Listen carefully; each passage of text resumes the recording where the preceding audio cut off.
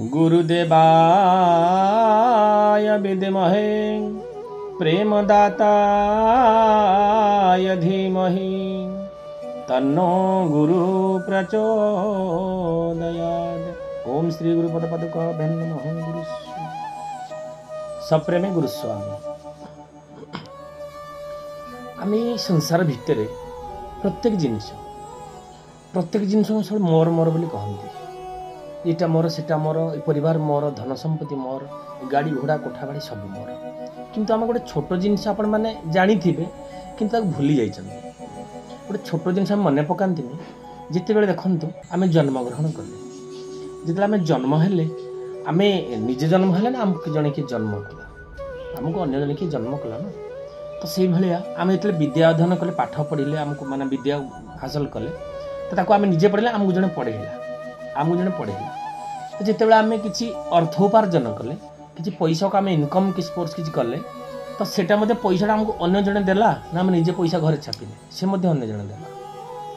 चतुर्थ है आम जिते शेष में मरी जाऊे, आम जो प्राण छाड़ी जाऊे, तो से समय श्मशान को जाऊे आम निजे जाऊे ना आमको किए नहीं जाऊे, से मध्य आमको अन्य माने नहीं जाऊे।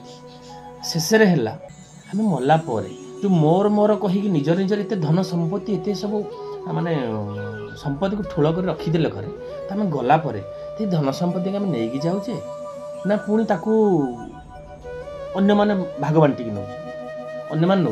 तो देख जन्म मृत्यु पर्यंत जो आम जन्म आ मृत्युर चक्र चली, तो से भितर आम किसी भी नहीं जाऊने, किसी भी आनी नथिले। ये मझे खाली मोर मोर कहीकि आम खाली मरुचे।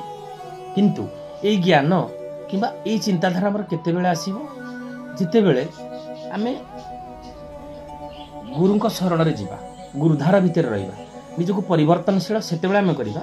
जिते गुरु परंपरा भितर रहिबा, गुरु देइथिबा आचरण उच्चारण, गुरु देइथिबा कर्मधारा धर्मधारा पालन करिबा, तो आम चाली चरण एवं आमर जो दिनचर्या भितर परिवर्तन आसीबो।